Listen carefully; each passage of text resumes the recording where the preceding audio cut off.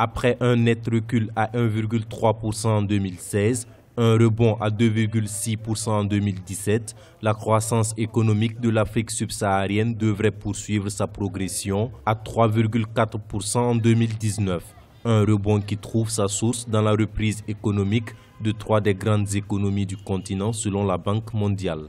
Au Nigeria, l'expansion devrait s'intensifier pour atteindre 2,2% en 2019 sur la base d'une reprise de la production pétrolifère. La croissance angolaise atteindra 2,9% en 2019 grâce à la reprise du secteur pétrolier résultant de l'exploitation de nouveaux champs pétrolifères.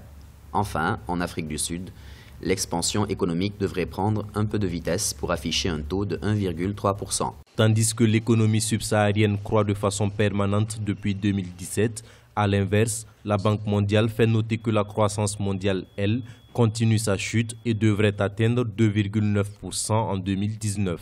L'Afrique, telle qu'elle est aujourd'hui, soutient la croissance mondiale.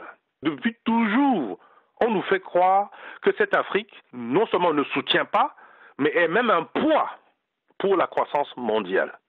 Si on doit continuer à soutenir la croissance mondiale sans transformer nos biens, nos matières premières en Afrique, alors cette croissance risque non pas d'être un effet de levier, de nous soutenir pour aller de l'avant, mais un effet de massue, c'est-à-dire que ça va nous faire tomber. Selon la Banque mondiale, on devrait observer un léger rebond de la croissance chez les exportateurs de métaux. Dans les pays pauvres en ressources naturelles, l'investissement public et une production agricole abondante devraient favoriser le maintien d'une activité robuste.